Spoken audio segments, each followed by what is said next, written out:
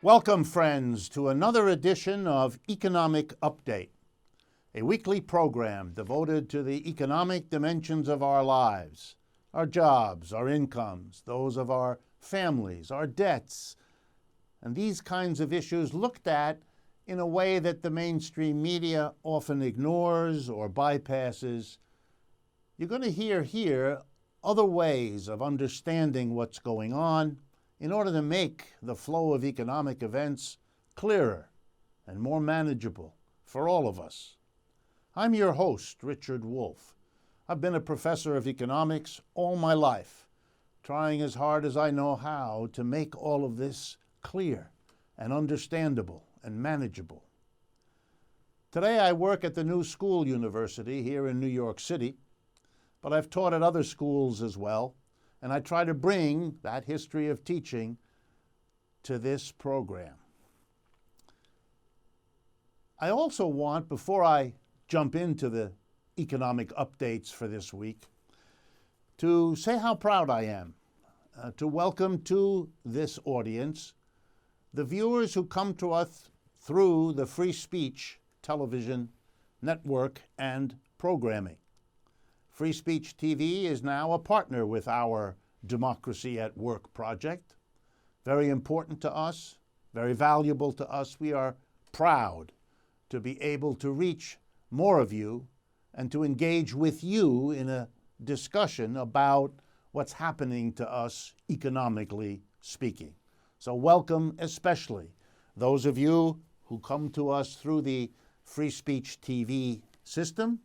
And if you're interested, we are on Free Speech TV Sunday evenings, 7 o'clock Eastern Time, and the corresponding adjustments for Central Mountain and Pacific times. 7 p.m. Sunday in the evening for the next 3 weeks, and then back to a normal time of 8 o'clock. But it's 7 o'clock now on Sundays. Okay. This last week has been characterized by a great deal of information, hoopla, and press coverage of the activities of the Federal Reserve System, whose committee in charge of these things is deciding or has decided about interest rates. And much has been said about that. I don't want to repeat all of that, but I want to give some perspective on the Federal Reserve raising and lowering interest rates, which it has done periodically for many, many, many years. I want to remind everyone what the point and purpose of the Federal Reserve raising and lowering interest rates always was. And the purpose has been to manage the capitalist economic system of the United States, and in a particular way, with a particular goal. The problem of our capitalist system, one of its major problems, is that it is highly unstable.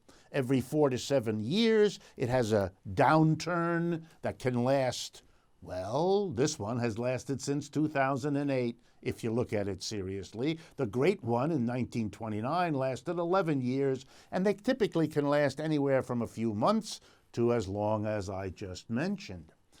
And then capitalism can sometimes zoom too far the other way and have a crazy inflation where prices go nuts, as we saw in the 1970s, and so on.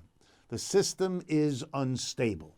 Between the end of the crash of 1929 that lasted throughout the 30s and the beginning of the second worst crash of capitalism, the one that hit us in 2008 and 9, there were 11 other economic downturns. In other words, capitalism is unstable. The Federal Reserve was supposed to stop all of that, to overcome all of that, to prevent this instability. And the idea was simple. When the economy goes down, lower interest rates. Why? Because then it's cheaper to borrow, and if people have an easier time borrowing money for a business or for their own consumption, they'll spend more, and that'll offset the economy's tendency to go down. And likewise, if the economy is in an inflation, raise the interest rates, because then people will have a harder time to borrow and then be less likely to do so and less likely to spend. You get the picture. Manipulate the interest rates, give that job to the Fed, and we won't have the ups and downs of our capitalist system. Why am I telling you this? The Fed has been doing what it was supposed to do, raising and lowering interest rates, just as it has been doing right through this week. Has it solved the problem? Has it succeeded in preventing this system from being unstable? And the only answer to that question is no, it hasn't. It has failed at the task set for it. It hasn't overcome the instability. The only defense that you can really make for the Federal Reserve is the usual defense made by people who fail when they do something like this. And that argument goes like this: it would have been even worse if we hadn't done what we did. And you know something? That may be true. It's one of those statements that can always maybe be true.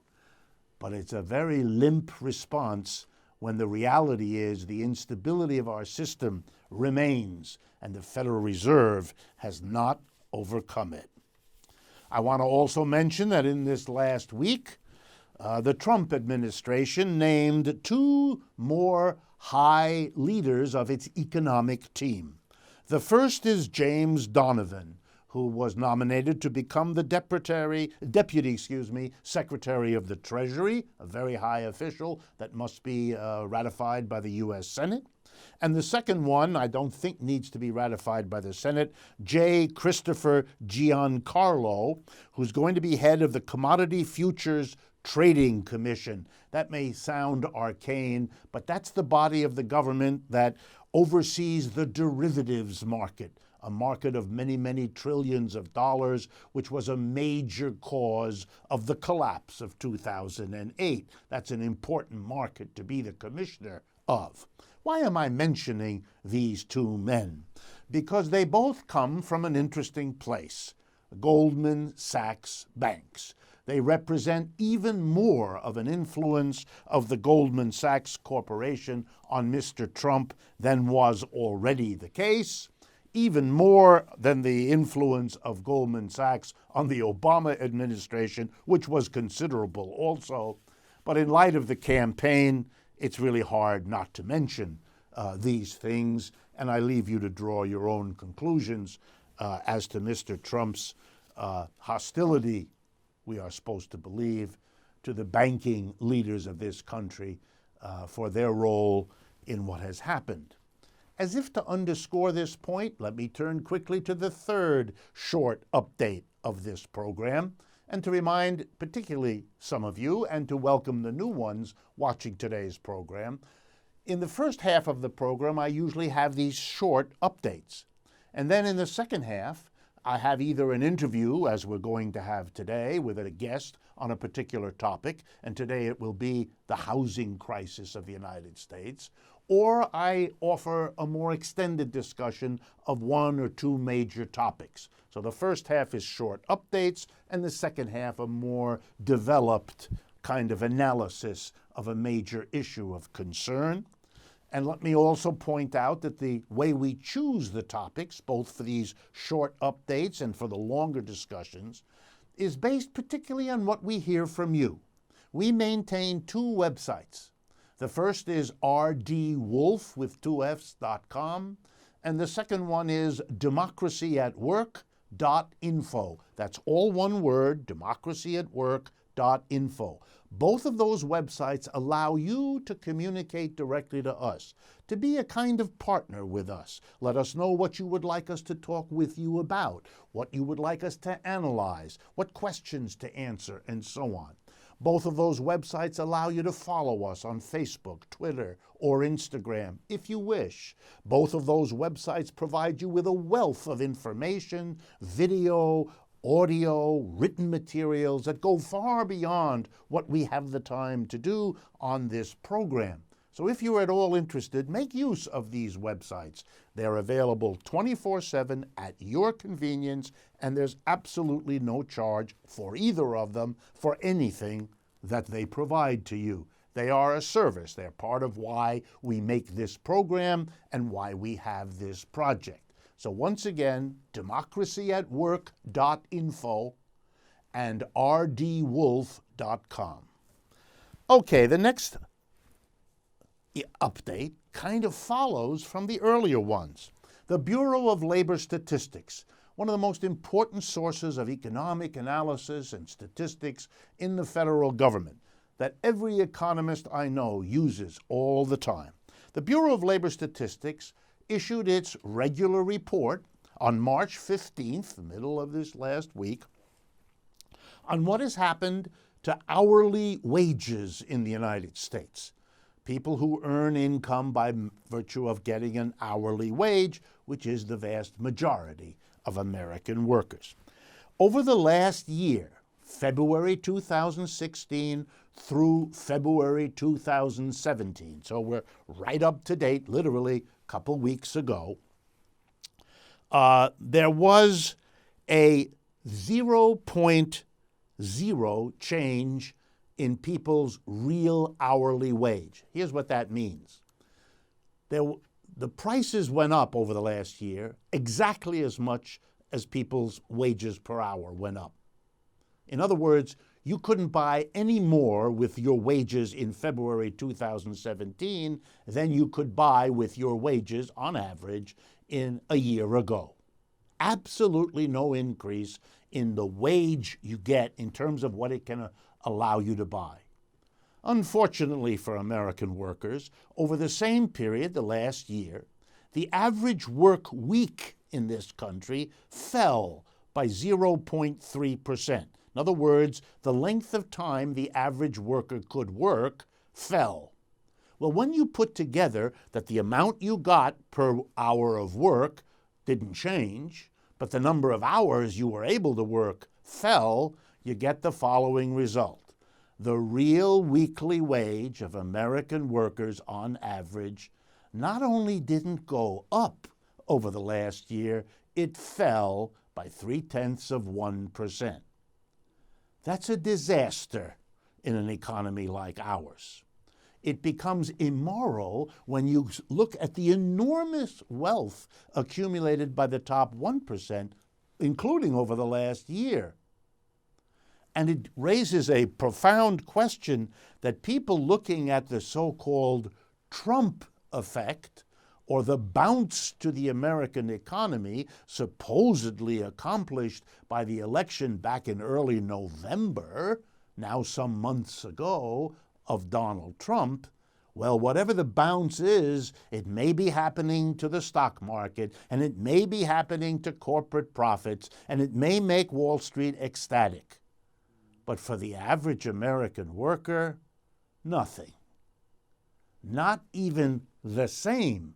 Shrinkage is the story that comes out of the Bureau of Labor Statistics this last week.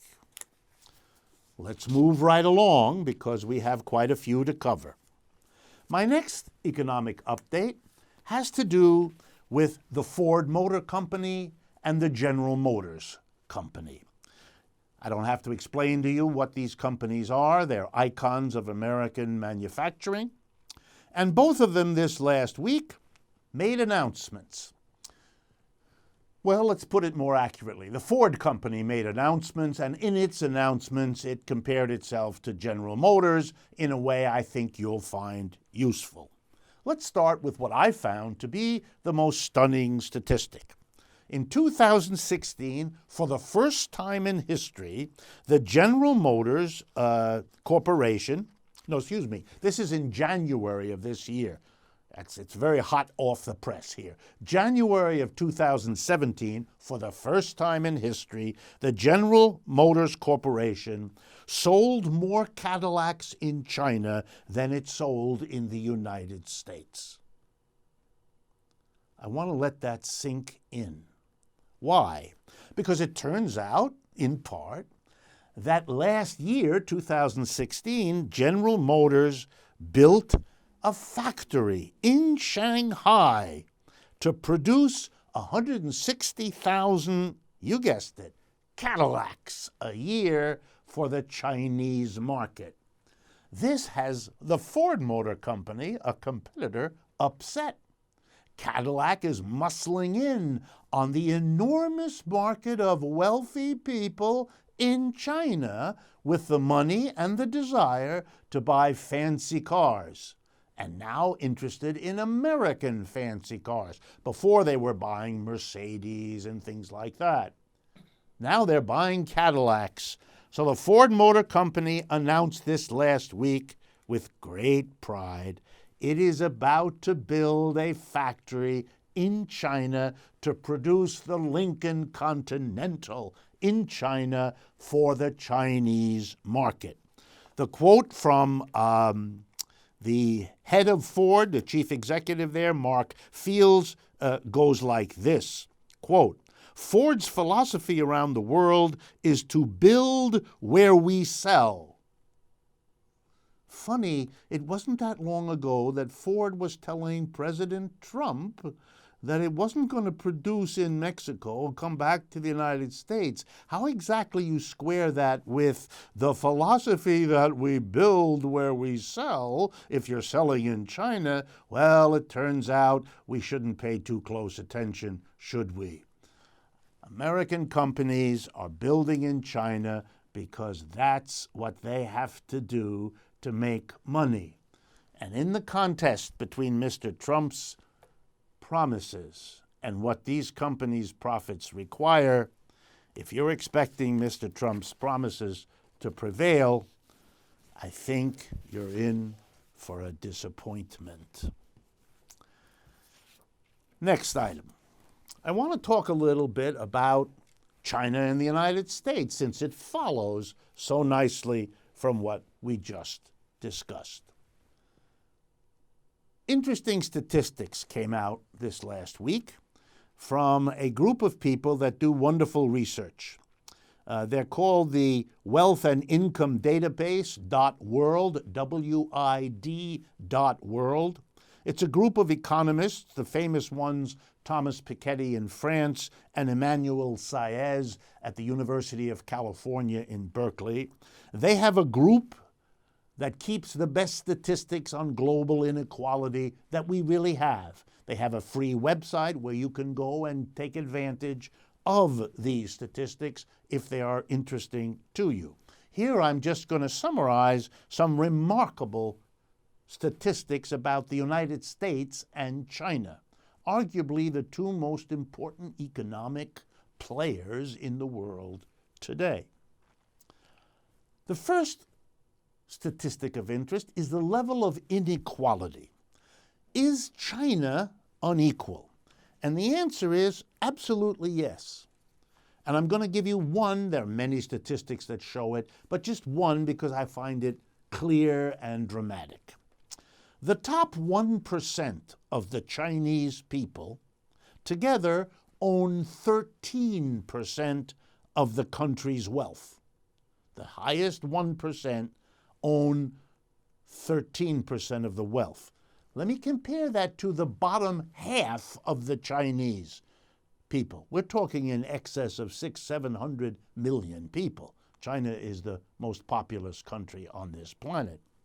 The bottom half of the Chinese people together own 15%. So how dramatic is that? Well, think for a minute. The top 1% has only a little less wealth than the bottom half of the people. That's an unequal distribution of wealth. But it is nothing compared with the inequality of the United States. Same group of economists using the same methodology. Here's their result for the United States. The top 1% in this country, the United States, owns 20% of the wealth. In China, the top 1% owns 13%. In this country, the top 1% owns 20% of the wealth. And how much of the wealth of America is owned by the bottom 50%? A mere 12%. These are stark numbers. In both the United States and China, over the last 40 years, inequality has grown. Both China and the United States have seen inequality grow. But here is perhaps the most important statistics of all. Over those last 40 years, when inequality grew in China and the United States, it grew in a very different way. In China, the bottom half of the people appreciated, that is, they grew their income by 400% over those 40 years. 400%, went up 5 times, in short. An enormous increase in the standard of living of the bottom half of the people. But inequality still grew, and why? Because the top 1%, they zoomed much faster than the bottom half, which is why the inequality got worse. But the inequality could get worse in China, and the mass of people could not complain much about it, could not disrupt the society in dramatic ways in anger about this inequality, because in a way they were quieted by the fact that, yeah, the rich were getting richer, but their standard of living was rising, and quite a bit. This was the situation of the United States until the 1970s. And one of the reasons the United States was able to become the powerhouse capitalist economy it is, or at least it was, is because, yeah, it was becoming more unequal over those years most of the time, but it was raising the standard of living of the mass of people enough that it kept the system okay in the minds of most of the people living in it. The United States used to have what the Chinese now have. Yes, growing inequality, but on the basis of a rising standard of living for the bottom half. But that's where the Chinese and the United States are now so different.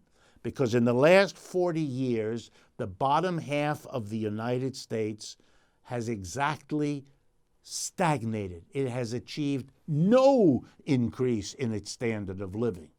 Let me drive this home. Over the last 40 years, standard of living of the bottom half of the Chinese people up 400%. Over the last 40 years in the United States, standard of living of the bottom half of the people nowhere. Doesn't change appreciably at all. That's why the inequality is such an issue in the United States. It is not because it's worse than other countries, even though it is. It's because it is an inequality based on the stagnation of the majority of American people's standard of living. They're watching the rich get further and further away from them. They feel correctly that they're left behind. When the famous author Arlie Hochschild was on this program a few months ago with her new book about those folks in Louisiana and how they felt left behind and got involved in the Tea Party and so on. Those people who felt left behind were living and feeling what the Bureau of Labor Statistics and this group of economists, the WID.world, have now proven. They were left behind. They are part of that American majority that watches a growing inequality without the offset of a rising standard of living. Where that will go and how far that will go is anybody's guess. But it bespeaks a dangerous economic situation, particularly for the United States. This level of inequality, based on the stagnation of the standard of living of the mass of people, is a recipe for social conflict one cannot overestimate. In their upset and anger about this situation, The British working class, the majority of British people, is quite like the United States. The statistics there are quite similar. In the anger of the growing inequality based on no rise in the standard of living, or even a fall in the case of England over the last 30 to 40 years, the British voters surprised the world by their Brexit, by their decision to disengage from the European community and go it on their own, a project that will hurt the British working class, especially as long as they permit the management of this disengagement to be in the hands of the conservatives, who, after all, are mostly responsible for what has happened to the British working class. And likewise here in the United States, the decision, the surprise of an angry working mass of people to make Mr. Trump the president puts an enormous burden on him. Is he really going to be able or willing, alone or with the people he's gathered around him, such as those Goldman Sachs bankers, to be able to reverse the last 30 to 40 years of history, to really undo them in a way adequate to what agitates the American people? Let's put it this way. If he doesn't, he's going to be in for a hard time, and so is everyone else. Well, we've come to the end of the first half of today's program, the short updates. In a very few moments, we'll shift over. Please stay with us for the second half of this program, because there you will encounter an interview about the housing crisis in the United States, why the housing costs so much, what it means to the American economy, what alternatives there might be to get us out of this crisis that seems to be yet another part of our lives where the pinch is on, where the good times seem to be left behind, as so many Americans feel these days. Stay with us. We'll be right back.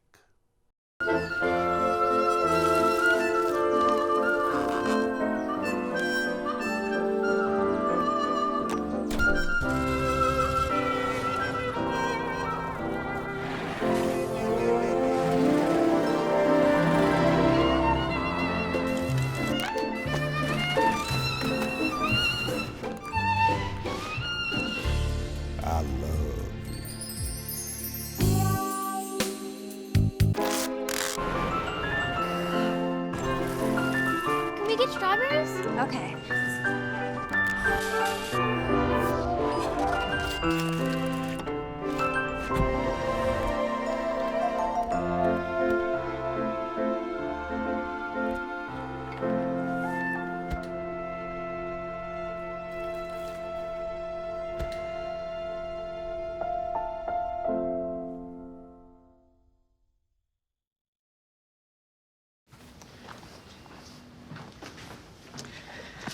All right, I know this isn't any fun to talk about, but we should.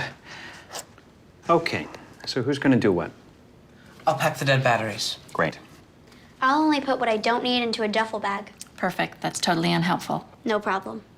Meanwhile, I will try to comfort everyone by speaking in a calm voice. And I'll try to get the generator going without any gas. Oh, let's not forget the cell phones, which probably won't work. Right. And who is going to handle supplies? I can forget to do a list for us. Thanks, pal. Well, I think we couldn't be any less prepared. I'm proud of you guys. Talk to your kids about who to call, where to meet, what to pack. Visit ready.gov/kids for tips and information.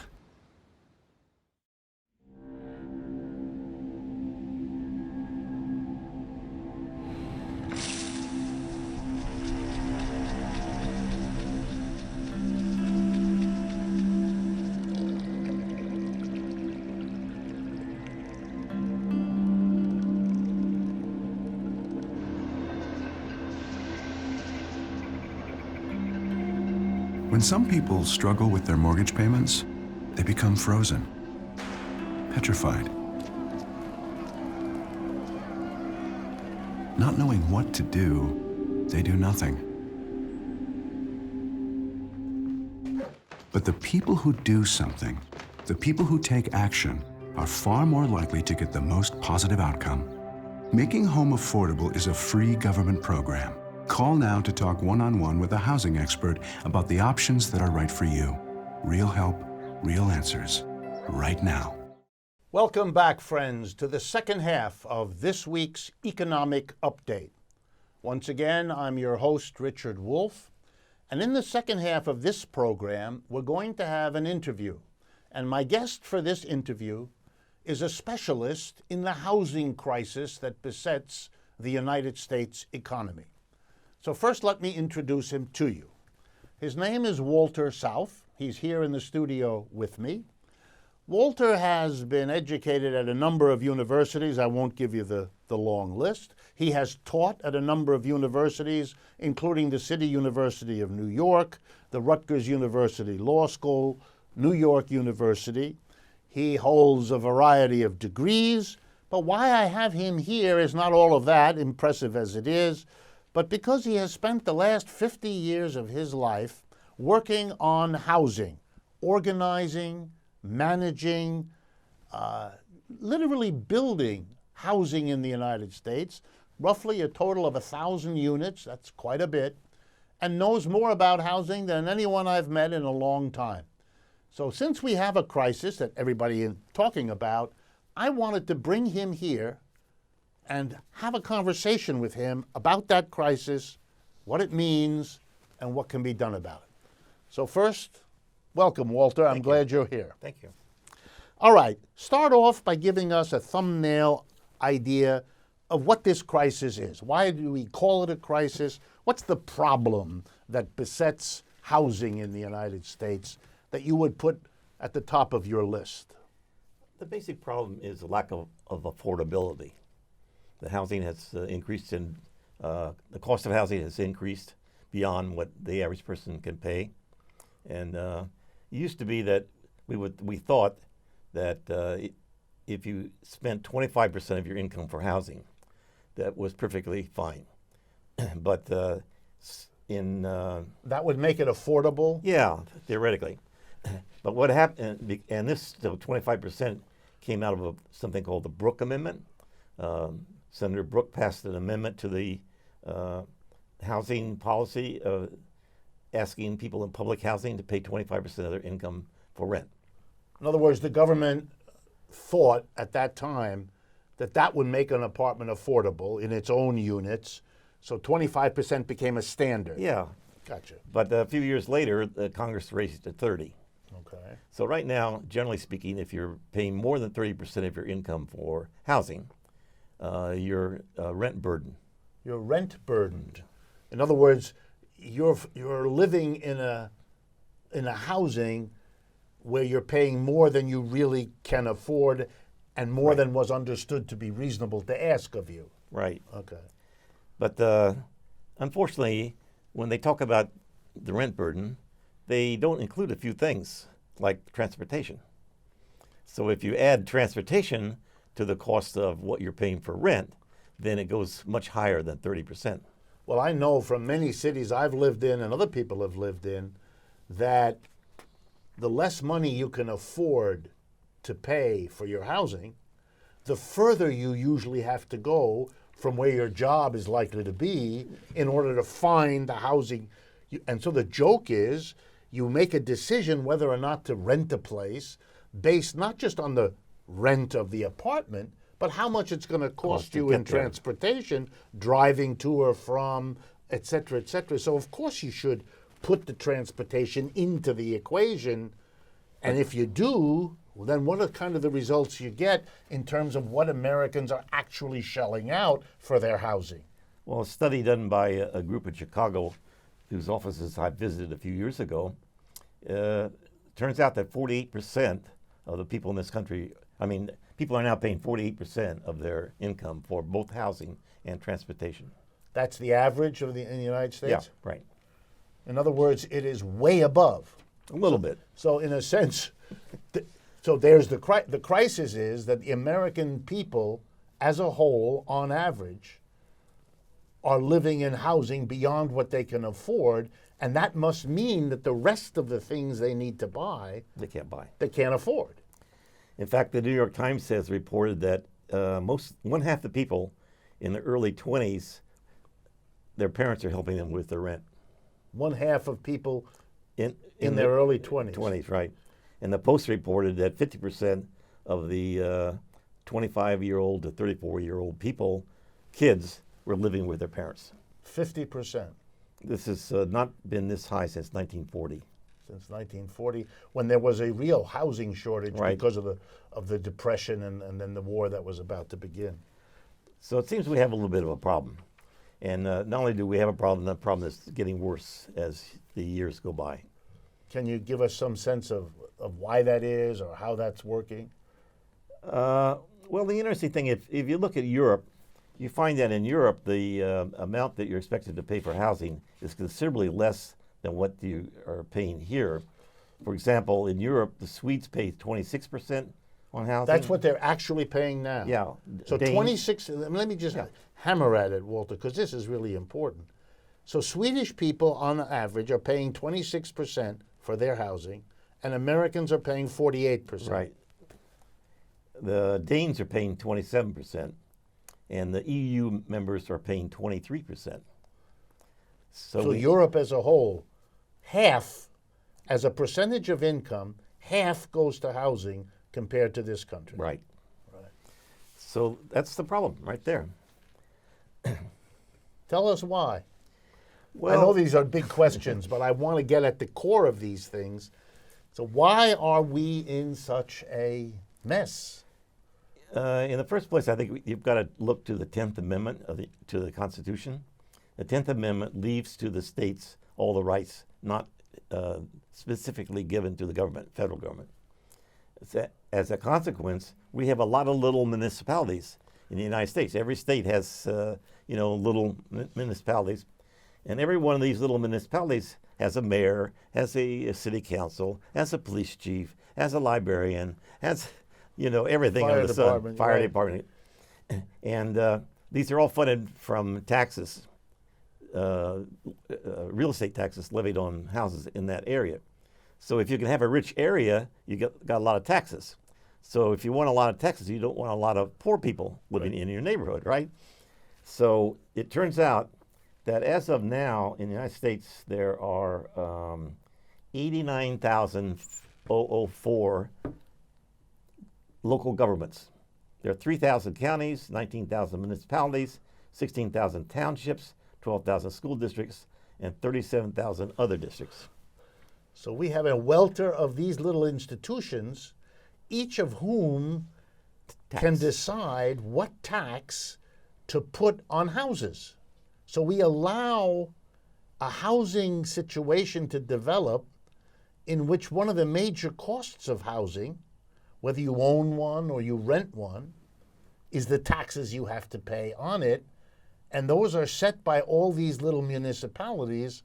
And your point is that this allows, for example, a municipality to say, let's have a relatively small number of people who are very wealthy, take big tracts of land, big expensive houses, and they will then be taxed at a rate which for them, being rich, isn't significant. Right. We can provide wonderful services for their children in the schools, in the parks, and we can all do that and force people who can't afford to live in a community where correspondingly less will be possible to be raised and less services will be provided.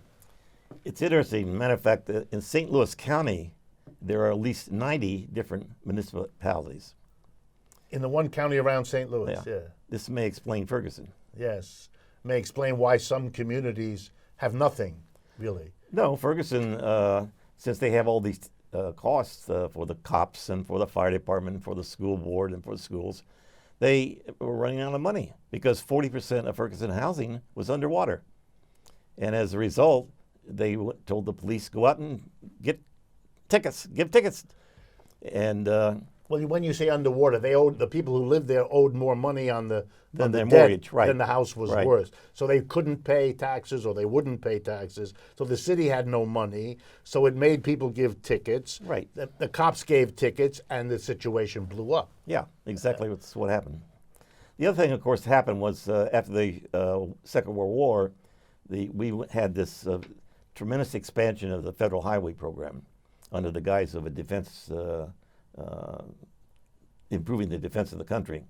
And I think up till, as of 2012, the federal government built about 47,000 miles of highways. So this meant that if you wanted to leave the city, you could, and you could leave fast. The same thing happened in Ferguson. And Ferguson was one of the early suburbs, was the first suburb of St. Louis. It was on the first train stop outside of St. Louis. And when the highways opened up, the golf clubs moved out near the airport. And as a result, everybody moved out to the golf courses, left Ferguson empty. And this is all because the federal government had built an interstate highway system. Right. And so this has always fascinated to me and been so important in American history. The government comes in and builds massive highways. The first thing, I'm an economist, so bear with me for a minute, Walter. The first thing this is a massive subsidy to the automobile companies. Everybody needs to understand. You only buy a car to the extent that there's a road to run it on. Mm-hmm. If there weren't roads, the attractiveness of a car would be much lower. And the need to spend money to fix it, if it were rolling over the countryside, would be astronomical. So what the government did was say to the car companies, we're going to create a market for that car you produce, GM, Ford, Chrysler, by creating a spectacular new highway system that you don't have to pay for. Wow. But then now your point. Not only does it create a demand for cars, it allows people, as you say, to escape the city. Anyone with enough money, and we know what happened in the 40s and 50s and 60s, as people left the city, those who could afford it, and moved to the suburbs, where then they would need a car to get back into the city. A car? Or two cars, Or that's three. right. Especially the more adults that Yeah, worked, right. that's right. Especially because public transportation was everywhere limited or pinched. So you created the demand for a car. But what we didn't understand, those of us who saw that part of it, was that you also created now the opportunity for each little subdivision that decided it was a township or a school district or a city or a town or a village to set up its own desire of what kind of people it wanted. Sure. And everybody wanted the upper income people because they buy fancy houses and can pay the taxes. So you created the segregated patterns. And I don't just mean segregated by race, although that happened as well for the obvious reasons of our history at that time, but also segregated by income level, segregated by educational level. And you get this crazy quilt, which ends up producing for the mass of people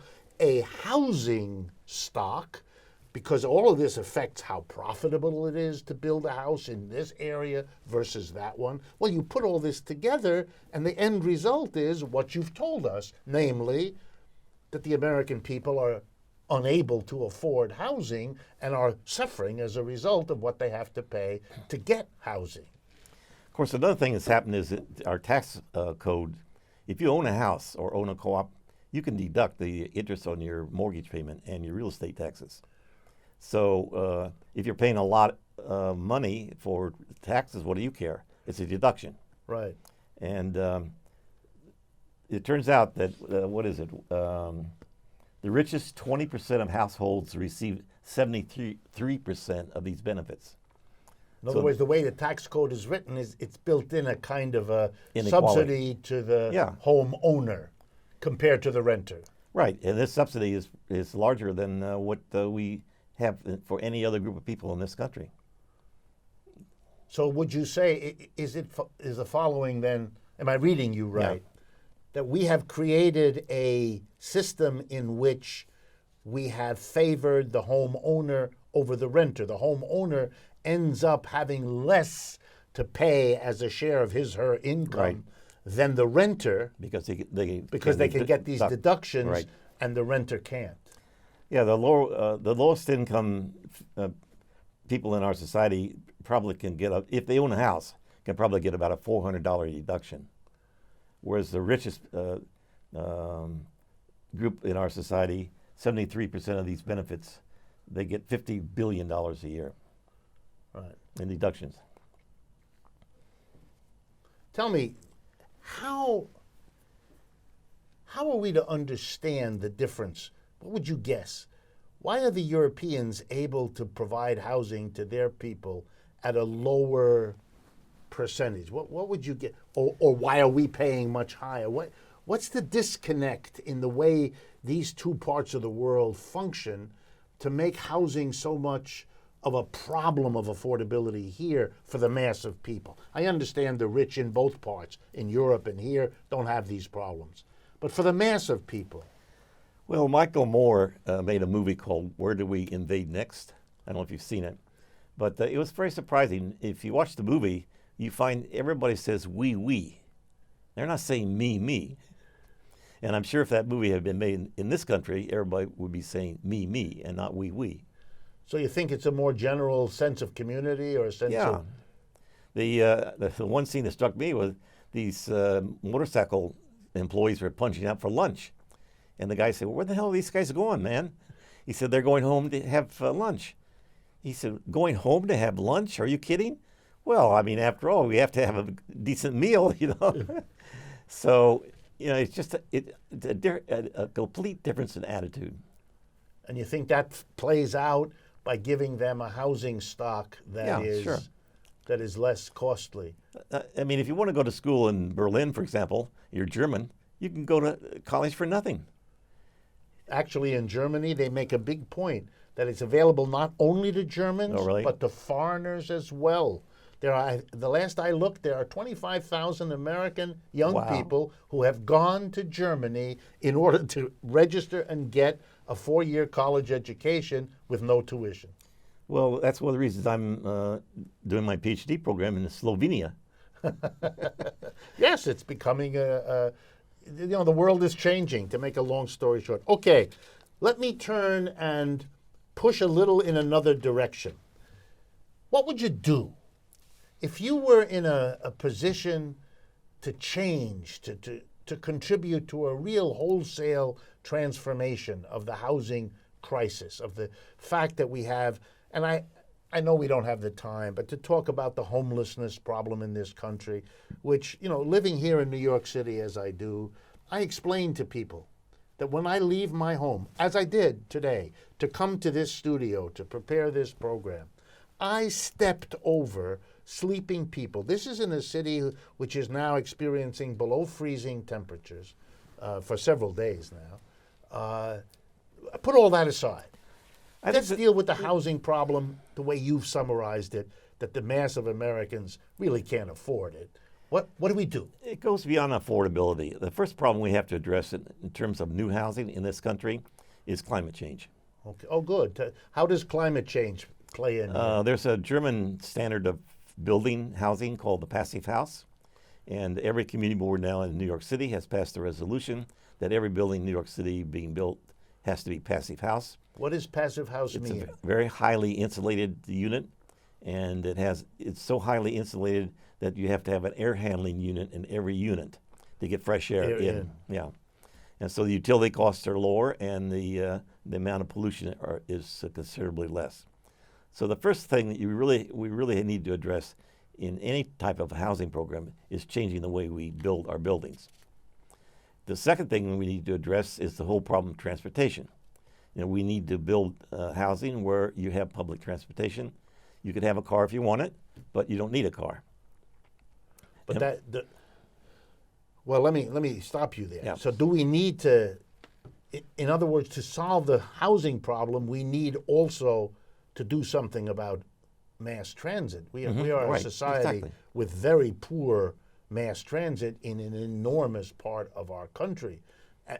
if I had time, I'd remind everyone now of the history of the automobile companies undoing the bus street, system, the right. street railways, the bus systems, in order to create the demand for the private car, even though it's the major killer and injurer of people in our society, the major polluter of the air, the major waster of fossil fuels, et cetera, et cetera.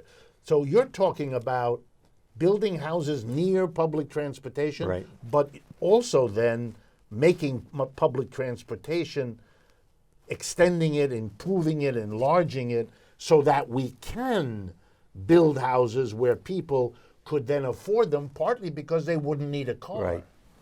I think the other thing we could do if we build housing near public transportation is that we could begin to address the poverty problem and the segregation problem in our society. Because it's interesting, one of the leading ways to take people out of poverty is to get them to move, particularly in an area where there's public transportation. There are studies that indicate if poor people are moved to a different neighborhood from the ones where they have been languishing, Right. then opportunities open up, and Yeah, particularly for their children. Right. They may not themselves improve that much, but we know if they live in a different environment, the kids are going to not be the same as they would be. So I guess what I'm saying is that we have to begin to live more democratically, and which leads me to believe that we have to build housing which has skewed income levels. And what does that mean? That means that there are 40% of the people in the new buildings, which are passive house, would be earning 60% of the area median income or less. And the 30% would be earning between 61% and 165 of the area median income, and 30% would be living earning above that, 165, right? In other words, housing would become democratized in the sense of being composed of people at diverse levels of income. Right. How do you think the American people and the American culture would handle Well, such a notion? there's a model called limited equity, and in limited equity, you would pay to buy stock in a co-op, and what we could do is we could charge for the lowest 40%, we could charge one time their annual income, and for the middle 30%, we could charge twice their annual income. And if you earn over 165, then we could charge you 2.5 times your income. And then if we put the amount of money you have to pay on your mortgage, subtract that out from 30% of what you earn, the difference can go for the maintenance of the building, and you could pay your mortgage. In other words, you would begin to apply formulas to the cost of housing Right. that are similar to the progressive taxation of our income that we have now. In other words, the income tax in the United States is progressive in the sense that it takes a larger percentage of people the higher the income they get. And we've accepted that for a century, basically. We've argued over what the rates should be, but the principle that the higher your income is, the higher the percentage you pay has been accepted. So in a way, your proposal is modest here. You're saying that should be applied to housing in order to deal with the unaffordability of housing now, and it would also have a democratic dividend, you might say, in creating housing that is diverse and is not the way we do in this country now. Rich people live over there, middle income Right. over there, and poor people left Behind. with all the results that we know. Now, the only problem is if you have this kind of model, how do you lock it in? And the way that I propose locking it in, Yeah, help us. What does lock in mean? keep it. Keep In other it words, you going. can't yeah, you can't change it. Okay. What I've done is I've set up a corporation called the Trust for Affordable Housing. It's a 501c3 tax-deductible corporation, and the corporation is going to buy sites and lease the sites to limited equity co-ops with the income mix. And I've figured out that if I do a mixed-use building, in other words, have 3 stories of commercial and the 100 units above of a limited equity co-op, that I can sell the apartments to each shareholder and probably end up with virtually no mortgage at all. In other words, it's doable. Yeah, I think so. Now, why do I have the leasehold? Because the leasehold determines what can be done in the apartment. The leasehold says you have to live in the apartment, you can't sublet it. And if you sell the apartment, fine, you have to sell to the same class that you bought it in. And if there's any difference between what the new AMI is and what What's it an was, AMI? area median income, you get your money back. All the appreciation goes back to the building for maintenance. So there's no profits. You get a decent place to live at a price that you can afford. And you take out when you leave only at what least you paid. what you put in. If it's over, you may lose. Yeah. But generally speaking, the AMI goes up, so you might get you won't get a modest return. Any return would go back to the building for long-term maintenance. So if you live there for 20 years, then all the other people who sell while you're living there, if the value of the building goes up and so on, that additional value, because that's mostly because of it's not the value of the building. It's the value of the apartment. No, it's the value of AMI. Of the median income. Right. So if that goes up in the area, but what happens when they sell at a higher price than they paid? They get their money back, and the building gets the difference. So they do get the difference. No, they don't get anything. The building gets the difference. a difference. Right. Yeah, but that's what I'm saying. So if you live in the building for a while, the building can improve its quality of life for you by using the growing Appreciation of the AMI. You know, and that's an old idea that the growing appreciation of the society is nobody's particular creation and should go for the housing stock available in a sense to everybody rather than be grabbed by a few people. So it has a democratic dimension that way too. You may think it's a little bit bizarre, but the fact of the matter is, suppose you had a car and you drive it for 10 years, and you're going to sell it for a profit? No, I mean, you definitely, but if you have a house, you think it's some sort of illegality if you can't sell the damn thing for a profit. Right. So it's not quite as bizarre as it might seem. And I think It changes. You need a change in mentality. Yeah. Walter, thank you very much. I hope you've shed some light for our viewers and listeners.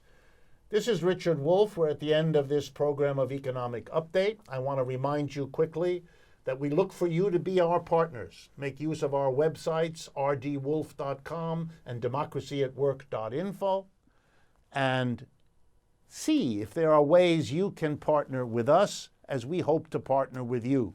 I want to thank again Free Speech TV for adding us to their menu. I want to thank truthout.org, that remarkable independent source of news and analysis that has been a partner with us for a long time. This is Richard Wolff, Economic Update, and I look forward to speaking with you again next week.